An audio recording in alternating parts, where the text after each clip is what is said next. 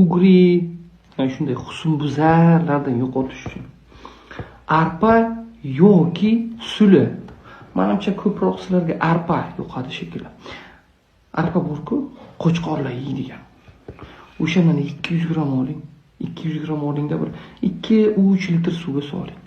Yuvib soling yana, tushundingizmi? Yuvingda soling. Bas olovda 1 soat, 2 soat qaynating. 1-2 soat turgandan keyin, yaxlagandan keyin o'shani 100 200 dan ikki mahal iching, och qoringa. Shunaqangi quvvatga to'lasiz. Bir jigar, oshqozon, ichak faoliyati hammasi, o't qopi, undan keyin hammasi soz bo'ladi. Buyrak, tosh hammasi ketadi. Yuragingiz dukillashlari, husnbuzlar hammasi ketadi. Tushundingizmi?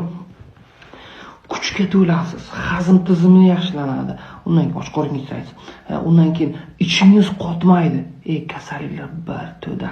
Aytganday, teringiz tozalanadi.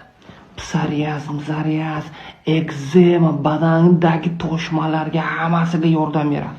Siz iching, topib iching shuni. O'lmaysiz. Bepul-ku. Bu sharoitda bepul qilsalar, qilib ko'ring, nima sizda nima ketdi? Qilib ko'ring.